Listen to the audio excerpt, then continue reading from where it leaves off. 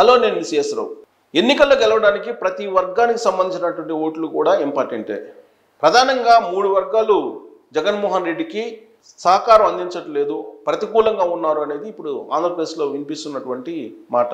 అందుకే జగన్మోహన్ రెడ్డి మరోసారి అధికారంలోకి వచ్చేటువంటి అవకాశం లేదు అనే వాదన కూడా వినిపిస్తుంది. నిజంగా ఆ 3 వర్గాలు వ్యతిరేకంగా ఉన్నారా జగన్మోహన్ రెడ్డికి? ఆ 3 వర్గాల్లో ఉన్నటువంటి ఓట్లు ఎంత పర్సెంటేజ్ ఉంది, అది జగన్మోహన్ రెడ్డిని ఓడించడానికి ఉపయోగపడుతుందా అనే విశ్లేషణ చేసుకుందాం.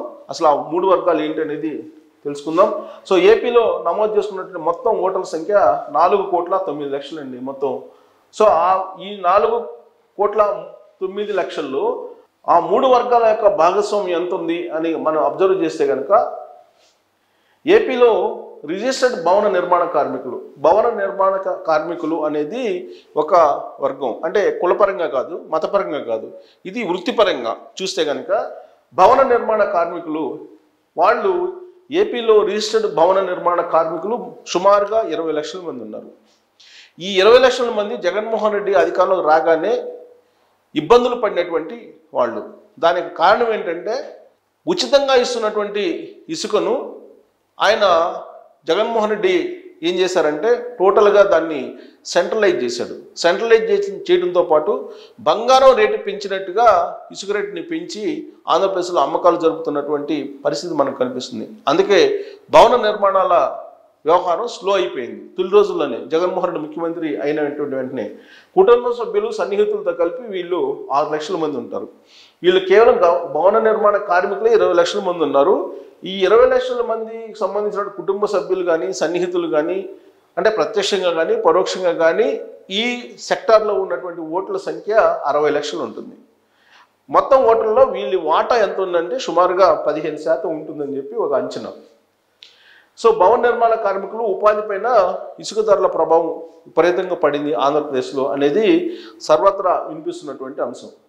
ఇక నిత్యావసర ధరలు భారీగా పెరగడంతో కార్మికులు తీవ్రంగా ఆగ్రహం వ్యక్తం చేస్తున్నారు. ఎందుకంటే భవన నిర్మాణ కార్మికులు నిత్య కూలీలు వాళ్ళు. సో వాళ్ళు పెరిగినటువంటి ధరలతోటి ఒకవైపు బాధపడుతున్నారు, ఇంకొక వైపు ఏమో భవన నిర్మాణ వేగం తగ్గింది, దాంతో వాళ్ళకి ఉపాధి అవకాశాలు తగ్గాయి. ఒకవైపు ధరలు పెరగడం, ఇంకొకవైపు ఉపాధి అవకాశాలు తగ్గడం, రెండింటి మధ్య నలిగిపోయారు కార్మికులు. భవన నిర్మాణ కార్మికుల్లో జగన్ పాలన మీద అందుకే తీవ్రమైనటువంటి వ్యతిరేకత ఉంది. సో వైసీపీ ఓట్ బ్యాంకులో కనీసం 5% ఈ సెక్టార్ వల్ల కోతపడేటువంటి అవకాశం ఉందని చెప్పి ఒక అంచనా. ఇంతమంది ఉన్నారు, వాళ్ళల్లో ఇప్పుడు 60 లక్షలు డైరెక్ట్ కానీ ఇండైరెక్ట్గా కానీ భవన నిర్మాణ కార్మికుల సంబంధించినటువంటి ఓట్లు, దాంట్లో 5% కనీసం కోతపడే అవకాశం ఉంది. మిగిలినటువంటి వాళ్ళు ఒకవేళ వైఎస్ఆర్ కాంగ్రెస్ పార్టీ పాలన నచ్చి, లేదంటే జగన్మోహన్ రెడ్డి నచ్చి, లేదంటే ఆయన స్కీములు నచ్చి నవరత్నాలకి ఒకవేళ అట్రాక్ట్ అయితే కనుక మిగిలినటువంటి వాళ్ళు వెళ్ళేటువంటి అవకాశం ఉంది. కానీ కనీసం 5% మాత్రం వ్యతిరేకంగా ఓటు వేసే అవకాశం ఉందనేది ఒక అంచనా. ఇక ప్రభుత్వ ఉద్యోగులు 8 లక్షల మంది రెగ్యులర్ ఉద్యోగులు ఉన్నారు, కాంట్రాక్ట్ కార్మికులు. సో 8 లక్షల మంది రెగ్యులర్ ఉద్యోగులు, కాంట్రాక్ట్ కార్మికులు ఉన్నారు. రాజీనామా చేయగా మిగిలినటువంటి వాలంటీర్లు 2 లక్షల మంది ఉన్నారు. సుమారుగా 60,000 మంది ఏమో రాజీనామా చేశారు వాలంటీర్లు, మిగిలినటువంటి వాళ్ళు 2 లక్షల మంది ఉన్నారు. అసలుగా వాళ్ళ ఫ్యామిలీ కానీ ఫ్రెండ్స్తో కలిపి 40 లక్షల మంది, వీళ్ళందరూ కలిపి, ఇది 8 లక్షల మంది రెగ్యులర్ కానీ వీళ్ళు కలిపి ప్లస్ వీళ్ళు 10 లక్షల మంది వేసుకుంటూ వీళ్ళ ఫ్రెండ్స్ కానీ వీళ్ళందరూ కలిపి 40 lakhs అంటే 40 లక్షల మంది ఉంటారు. ఈ 40 లక్షల మంది ఓటర్లలో, అంటే మొత్తం ఓటర్లలో, అంటే 4 కోట్ల చిల్లర అని చెప్పాం కదా, దాంట్లో 10% ఉన్నారు వీళ్ళు. ఈ 10%లో ఓపీఎస్ మీద మాట తప్పి, సిపిఎస్ మీద మాట తప్పి జగన్ మాట తప్పాడు, ఓపీఎస్ కాదు. సో ఓపీఎస్ అంటే సిపిఎస్ రద్దు చేస్తానన్నాడు, సో ఓపీఎస్ మీద మాట తప్పాడు. అంటే సిపిఎస్ని రద్దు చేసి ఓపీఎస్ ఇస్తానన్నాడు, ఓల్డ్ పెన్షన్ స్కీమ్ని, బట్ దాంట్లో మాట తప్పాడు అనేటువంటి విషయంలో వీళ్ళ వ్యతిరేకత ఉంది ఉద్యోగుల రిటైర్మెంట్ సొమ్ము కూడా వాడేసింది ప్రభుత్వం. వాళ్ళకి సంబంధించినటువంటి పిఎఫ్ అకౌంట్ల నుంచి కూడా డబ్బులు తీసేసుకుంది ప్రభుత్వం. ఇప్పుడు అందుకే వాళ్ళకి కడుపు మండింది. కనీసం ఈ 10% ఓటర్లతో టోటల్ 10% ఉన్నారు కాబట్టి వీళ్ళు జీతాలు పెంచకపోవడంతో జగన్ సర్కార్ మీద వ్యతిరేకతగా ఉన్నారు. 1వ తారీఖున జీతాలు ఇవ్వలేని పరిస్థితుల్లో జగన్మోహన్ రెడ్డి ఉన్నారు. ఉద్యోగుల దెబ్బకు వైఎస్ఆర్ కాంగ్రెస్ పార్టీ ఓట్ బ్యాంకులో కనీసం 5% తగ్గే అవకాశం ఉంది. ఇందాకేమో భవన నిర్మాణ కార్మికులకు సంబంధించి 5% తగ్గే అవకాశం ఉంది జగన్ ఓట్ బ్యాంకులో. ఇప్పుడు ప్రభుత్వ ఉద్యోగులు, కాంట్రాక్టు వీళ్ళందరితో కలిపి ఒక 5% తగ్గేటువంటి అవకాశం ఉంది. ఇక యూత్ చూస్తే కనుక ఏపీలో 1 కోటి మందికి పైగా యువత ఉన్నారనేది అనధికార అంచనా. రిజిస్టర్ చేసుకున్నటువంటి నిరుద్యోగులు, జనరల్గా నిరుద్యోగులు రిజిస్ట్రేషన్ చేసుకుంటూ ఉంటారు, అన్ఎంప్లాయ్మెంట్ ఫేస్ చేసేవాళ్ళు. సో వాళ్ళు 6,50,000 మంది రిజిస్టర్ చేసుకున్నారు. రిజిస్టర్డ్ అన్ఎంప్లాయ్మెంట్ 6,50,000 మంది ఉన్నారు. నమోదు చేసుకున్నటువంటి వాళ్ళు 10 లక్షల మంది పైగా ఉన్నారు. చాలామంది నమోదు చేసుకోరు. యాక్చువల్గా గవర్నమెంట్ దగ్గర ఉంటుంది డిపార్ట్మెంటు, ఆ డిపార్ట్మెంట్లో వాళ్ళు నమోదు చేసుకోవాలి. 6,50,000 మంది ఉన్నారు. బహుశా నేను అనుకోవటం రాబోయేటువంటి రోజుల్లో చంద్రబాబు నాయుడు అధికారంలోకి వచ్చినప్పటికి కూడా ఎవరైతే నమోదు చేసుకుంటారో వాళ్ళకి మాత్రమే నిరుద్యోగ భృతి 3,000 రూపాయలు ఇచ్చేటువంటి అవకాశం ఉంది. సో నమోదు చేసుకున్నటువంటి వాళ్ళు ఎవరైతే ఉన్నారో వాళ్ళు 10 లక్షల మంది ఉన్నారు. సో 6, 1, 10 మొత్తం 5 ఏళ్ల పాలనలో వాలంటీర్లు, సచివాలయ ఉద్యోగాలతో సరిపెట్టాడు జగన్మోహన్ రెడ్డి. జగన్మోహన్ రెడ్డి ఇచ్చినటువంటి జాబ్స్ ఏంటంటే వాలంటీర్లు, అది ఉద్యోగం కాదు, అది జస్ట్ హార్డ్వేర్ని తీసుకున్నటువంటి ఒక సేవా కార్యక్రమం అది. ఇక గ్రామ వార్డు సచివాలయాలకు సంబంధించి ఆయన ఉద్యోగాలు ఇచ్చారు, 1,00,000 చిల్లర ఇచ్చారు. సో అంతకు మించి 5 ఏళ్లలో జగన్మోహన్ రెడ్డి ఇచ్చినటువంటి ఉద్యోగాలు అయితే ఏమీ లేవు. సో జగన్ పాలన రాష్ట్రంలో పారిశ్రామిక అభివృద్ధి ఎక్కడ జరగలేదు. ఉన్నటువంటి పరిశ్రమలు కూడా కొన్ని వెళ్ళిపోయాయి. రాష్ట్రం నుంచి కొన్ని పరిశ్రమలు వెళ్ళిపోవడంతో నిరుద్యోగిత పెరిగింది. ప్రైవేట్ రంగంలో ఉపాధి కరువు అయిపోయింది. యూత్ ఎఫెక్ట్తో వైసీపీ ఓట్ బ్యాంకులో 2 నుంచి 5% కట్ అయ్యేటువంటి అవకాసం ఉందనేది ఒక అంచనా.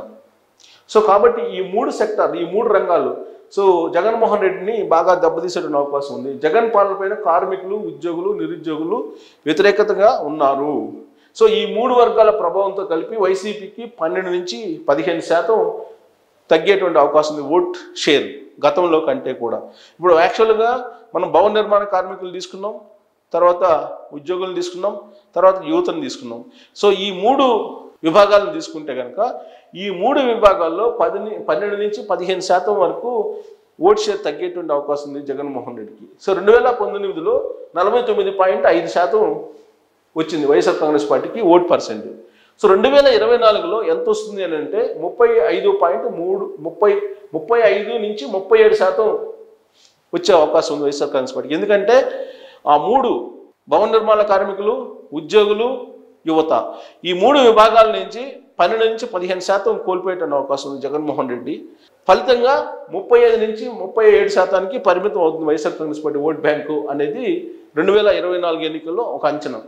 సో ఇతర వర్గాల్లో ఇదే స్థాయి వ్యతిరేకత ఉంటే వైసీపీకి మరింత డ్యామేజ్ అయ్యే అవకాశం ఉంది. ఈ 3 విభాగాల్లో నింతుంటే మిగిలినటువంటి రంగాల్లో ఉన్నటువంటి వాళ్ళలో కూడా వ్యతిరేకత బాగా ఉంటే డిజాస్టర్కి వెళ్ళిపోయే అవకాశం ఉంది జగన్మోహన్ రెడ్డి పార్టీ అనేది ఒక అంచనా. సో 2019లో 39.5% ఓట్లతో తెలుగుదేశం పార్టీకి 23 సీట్లు వచ్చాయి. వాస్తవంగా 2019లో 39.5% వచ్చింది తెలుగుదేశం పార్టీకి, ఓన్లీ తెలుగుదేశం పార్టీకి. సో 39.5% 23 సీట్లు వచ్చాయి. అంటే 2024కి వచ్చేటప్పటికి వైఎస్ఆర్ కాంగ్రెస్ పార్టీకి 35% కంటే తక్కువ సీట్లు, అంటే తక్కువ ఓట్లు వస్తాయి. యాక్చువల్గా 35 నుంచి 37% వచ్చేటువంటి అవకాశం ఉంది. ఏది ఇప్పుడు 3 విభాగాలను తీసుకుంటేనే. ఒకవేళ అది నిజమైతే 35% కనుక పరిమితం అయితే వైఎస్ఆర్ కాంగ్రెస్ పార్టీ, అప్పుడు టీడీపీ కంటే కూడా ఇంకా తక్కువ వచ్చే అవకాశం ఉంది. అంటే 23, గతంలో 39.5% తెలుగుదేశం పార్టీకి వస్తే 2019లో 23 సీట్లు, 23 మంది ఎమ్మెల్యేలు ఉన్నారు. ఇప్పుడు జగన్మోహన్ రెడ్డికి వైఎస్ఆర్ కాంగ్రెస్ పార్టీకి 35% వరకే పరిమితం అయ్యే అవకాశం ఉంది ఓట్ షేర్. అంటే 35%కి ఓట్ షేర్ పరిమితం అవుతుందంటే తెలుగుదేశం పార్టీకి వచ్చిన 23 2019లో ఏవైతే ఉన్నాయో అవి కూడా వచ్చేటువంటి పరిస్థితి కనిపించట్లేదు జగన్మోహన్ రెడ్డికి. కాబట్టి ఈ 3 వర్గాల దెబ్బకి వైఎస్ఆర్ కాంగ్రెస్ పార్టీ చిత్తు అయ్యేటువంటి అవకాశం ఉంది. కేవలం ఈ 3 వర్గాలే కాదు, ఈ 3 విభాగాల్లో ఉండేటువంటి వాళ్ళే కాదు, మిగిలినటువంటి వర్గాలు, మిగిలినటువంటి రంగాల్లో కూడా వ్యతిరేకత ఉంది. కాబట్టి ఆయన ఓట్ షేర్ పడిపోతున్నటువంటి క్రమంలో తెలుగుదేశం పార్టీకి వచ్చినటువంటి ఎమ్మెల్యేలు అయినా వస్తాయా రావా అనేది ఇప్పుడు ఒక పెద్ద చర్చనీయాంశంగా కూడా మారింది. సో 2019లో తెలుగుదేశం పార్టీ ఏ విధంగా దెబ్బతిందో అంతకంటే ఘోరమైనటువంటి దెబ్బ ఈసారి వైఎస్ఆర్ కాంగ్రెస్ పార్టీ 2024లో తినబోతుంది అనేది ఈ అంచనాలు చెప్తూ ఉన్నాయి. ఇది నిజమయ్యే అవకాశం ఉందా అనే దాని మీద కామెంట్ రూపంలో మీ అభిప్రాయం తెలియజేయండి. Thank you very much.